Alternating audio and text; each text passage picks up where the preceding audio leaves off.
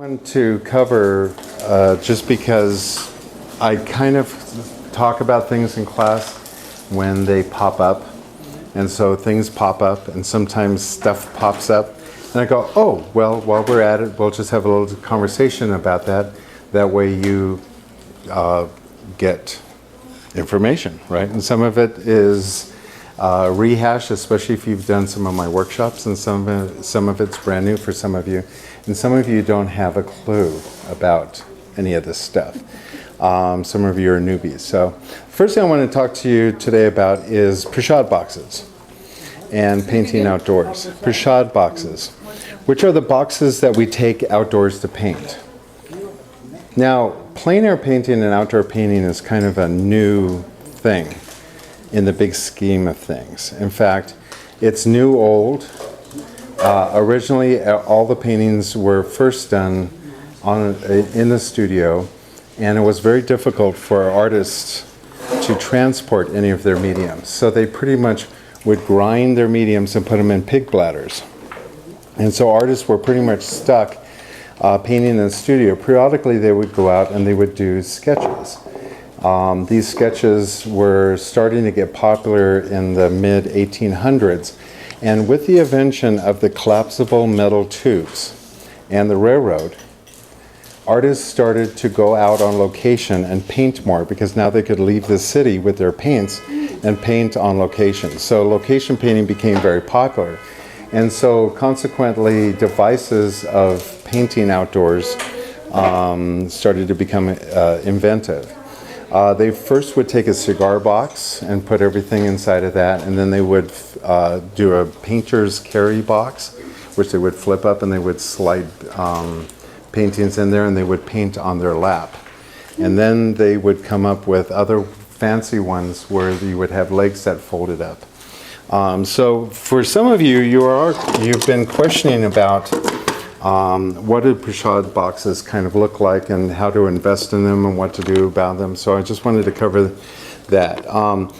Preshot boxes are basically boxes that are convenient, that you can go outdoors and paint on location. Location painting or plein air painting has become popular in the last few years again. It is something I've been teaching for 30 years. The typical early version of outdoor painting boxes that we were using 30 years ago was the French easel. And if you saw my TV show, that's what we use for that. And that's very heavy. The one that I used for the television show has accordion straps on it. And so I lug that around and paint outdoors. It weighs probably 30 pounds with all the paint in it. So it's very inconvenient. The great thing about a lot of the new companies now is that they're trying to make it really convenient for people to go outdoors, but people are not quite sure what they should invest in. My philosophy is don't go too big. Reality is, when you go outdoors to paint, you only have so much time. And so if you're going to go outdoors to paint, you want to stick with a size that's convenient. You don't want 12 by 16 or 16 by 20. You might want 8 by 10 or 9 by 12. So you might want to stay with a medium box to a small box. The whole thing is if you buy a box that is too large, you probably won't use it. And a lot of people will come and say, well, you know, outdoor painting is just too much to lug around. That was the original argument that most people had. And you can no longer really state that, because Utrecht now comes out with what they call a thumb box. And this is the exact same thing as we just saw. And it's about as small as, smaller than a lot of your purses. The great thing about this box is that it's exactly, you open it up, you can carry it. It comes with a strap that you can carry over your thing. And when it's opened up, there's a palette inside. And then this palette slides out, and that's where you put your paints and brushes. It's called a thumb box because you can actually see the hole at the bottom. You can actually slide your thumb through the bottom, and so no tripod is needed. This sits right on your elbow as you paint. You've got your palette here, you've got your brushes, your paints, and then you put your canvas right on here. So you literally could sit in church and paint. Okay, you could just sit there while they're. So it's really, really convenient. It's a handy little box, and this does like a 6x8 painting, which is adequate if you're doing sketches. Now there's two schools. There are artists that are saying that plein air painting is as a whole getting a little bit too popular, and it's getting kind of a movement that is kind of pulling away from its original intent. Corot and Turner and the artists that started it were mainly interested in recreating nature the way that they saw it, and they didn't have cameras. So the only way that they could go out and paint was to take something with them. And like I said, a lot of the earlier boxes were like this. They were like cigar boxes that would just carry just enough paints, and they would go out and paint. The difference between plein air painting back then and now is that back then the paintings were not alla prima. And alla prima painting means done in one sitting. Oftentimes artists like Corot would go outdoors and they needed to paint the Colosseum because they wanted to do a larger piece in the studio. So what they would do is they would go out and spend several days recreating a certain period of time. So if they were painting it between 9 and 12, they would go over several days during that period of time, sit in the same place and slowly make a record of what they were seeing. And so consequently it became a device that was like drawing or sketching, that they could go back to the studio and have accurate representation of the work that they were doing. Slowly, as this started to become more popular, it was almost like, how can we do this in a shorter period of time? And they started speeding it up. And lo and behold, the French Impressionists took it to the level of, well, these are not just studies anymore, we can actually go out and do paintings. And so they were the ones that actually caused the movement to start. And it's kind of how we paint now. So when you go outdoors to paint, you want to think about recreating the entire painting in a couple of hours. If you're truly going to be a plein air painter or Alla Prima painter, it is kind of tricky because the light moves. And one of the hardest things that you could possibly do is sit outdoors with a Preshot box and try to recreate nature as it's constantly moving. It's kind of like trying to paint a model that's constantly moving. You know, it's just really difficult to draw something real that way. So it does take a lot of practice. The thing that you don't want is to fuss with your materials. Less is more, and the smaller the better. So this is a Preshot box. This is one of the other Preshot boxes that's on the market. This comes from China. It's not a bad box. It's a good value. And so this opens up, your painting goes here, this is your palette. This particular box you would have to carry your paint separately. So you'd have to monitor whether or not that's a great idea. This sits on top of a tripod, and that's kind of the way that a lot of the artists are using these Preshot boxes, is that they'll set this up on a tripod. This particular model, which is really great, and the Chinese did a really beautiful job with this, is that they have a separate little table here that fits on the inside, and it's all done with magnets, and it really sets up real well.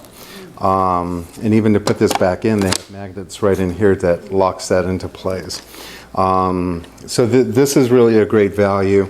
And then the most important thing that you possibly can have when you're painting outdoors is an umbrella. Is this the best umbrella? Okay, so this actually was invented by one of my students that came for a workshop. And I had made the comment about, you know, the thing that's missing in plein air painting is somebody that manufactured a really good umbrella. The reason why you have an umbrella is not so that you don't get a tan while you're outdoors. The reason why you do it is because it's easier to see the colors and light. You basically want an umbrella that blocks the light onto your canvas. Two reasons. One, you can get snow blindness by looking at that, but the sun has a habit of really causing the paint to be too bright. And you get into the studio, you end up with dark paintings. So you want to be under some kind of shade. So this basically will just shade your canvas area. And when it's really hot and you adjust it just right, you can get underneath it. And it has a really nice, handy arm that attaches to a tripod. So it's a really great value. The other thing that you want to get, and this is a large version of this, but this is a drying box. You can buy these for all different types of sizes, and the different companies have them. This happens to be a very large one. And these boxes are designed to hold your panels. Now when you're working outdoors and painting, you're probably going to be working on canvas panels or canvas boards. The biggest problem with that is if you do 1 or 2 paintings, or 3 paintings or 4 paintings, is that your car starts to become difficult with all of that wet painting. So you need a box like this that you can slide it in. The secret that I found with painting outdoors and boxes and supplies is choose one size and stick with it. If you're going to work with 9 by 12, get a 9 by 12 box, get a medium size Preshot box, and stick with that size throughout the whole process. Don't go any smaller, don't go any bigger, because every time you change your size of your canvas, if you think, oh, this time I want to go 8 by 10, you end up having all kinds of problems with supplies, including the drying box. So you'd have to have a drying box for every size you have. So it's best to stay with one size, and like I say, not too large. And those do come in cardboard. Huh? The drying boxes come in cardboard? They come in cardboard. I think Raymar has lightweight ones. Yeah, you can get 2 and there's a lot of companies. So we can definitely talk about that if you're interested in that. I have that box there. This one? I do use quite a bit, and I have a box that fits the size canvases. Oh, drying box for the little thumb box? How do you like the thumb box? I love that. Out of all of my boxes, this is my favorite. I have every box, I have the clam box, which is like, it's open box M, and it's like the Cadillac of, don't invest in it. It's way too expensive for what you get. There are other companies right now that are much better value. It's if you want to be like on location with other artists and have the very best, and you can get open box M. There are a lot of companies that are producing really great boxes, and you have to decide whether or not you want them. Gorilla Boxes, which is another company that they have them, they are like overkill, because they'll give you a really big box, but then it's really heavy. This box is the best of everything. This is like a cigar box, which is originally what they were intended to be. There's something very intimate about sitting someplace and having it towards you and being able to kick it away once in a while. But to have it right next to you working, and if you're really just going out to study nature, which is important if you're a landscape painter, just like if it would be important to paint from life if you're a still life painter, or important to make studies of figures if you're going to be a figure painter. You're a landscape painter, so you want to go someplace. And if you don't have to set up a tripod, you can climb down to a river's edge. You can sit down on a rock. You can pull out a couple of the colors that you need. And remember, everything can be created out of 3 colors, red, yellow, and blue. So you need just 3 tubes of color in here, white, maybe a little carry-on bag, and just sit on the riverside with no pressure whatsoever and intimately create a beautiful little memory of being somewhere. These are awesome little paintings, and I have a stack of them from my visits from the national parks, and I don't think out of all of my plein air paintings, those are the ones I will not sell. They are, yeah, I've got snow plants and river, rocks underwater and certain parts of the lodges. I've sat in the Ahwahnee, in Yosemite, in the main area where everybody sits with the magazines, and just sat here, and not one person ever came up and and bothered me. It just looked like I was like looking at a computer. So it's just really nice to do that. And if somebody comes by real quick and you're really worried, you know, like a church, you can close this up really quick. And it's like, I'm not doing anything.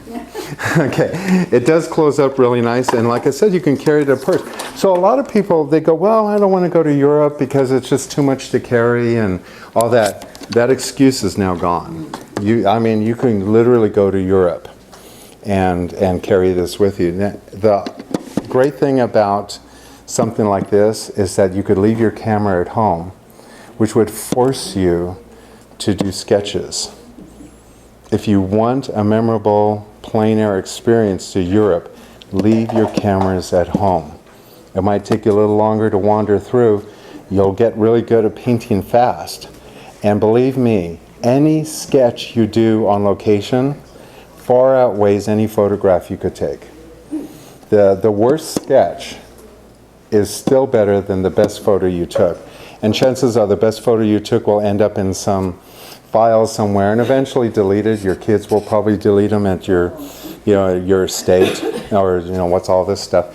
But a painting will last forever. If you start a painting on location, you'll come home and finish it. So that's the best way to be successful at painting outdoors. Yes? What brushes do you take with that? Do you get watercolor brushes or what? Even some of the watercolor handle brushes are too long for this. So what I do is I take oil painting brushes and I cut them. And I just cut them to the size that I want. Okay.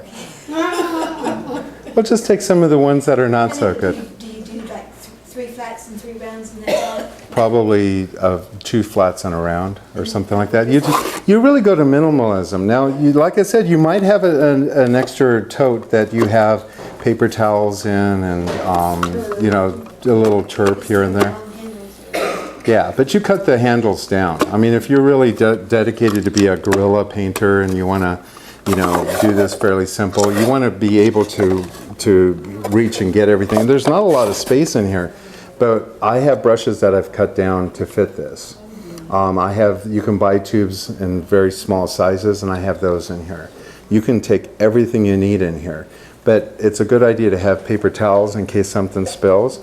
You probably need some kind of hand cleaner and bug spray or something. So chances are you'll have a couple of things in a tote that you might have in your purse. But there's no reason why you can't travel and paint along the way and have really something very special. This from Utrecht is like under $60. I mean, they're really inexpensive. So this is really good if you want to go into something a little bit more professional-like. These ones from China are running about 130, 140 brand new. The umbrellas can cost you almost $100. And so you can start getting into some bucks. And an open box M, which is the Cadillac of all of these, the box alone will cost you $300, $400, $500. And it's too heavy, and by the time you buy all this stuff, it's great if you want that, but I would say start off with this and slowly go up, or start off with one of these from China, which is really not a bad value to get started. Okay? Any questions?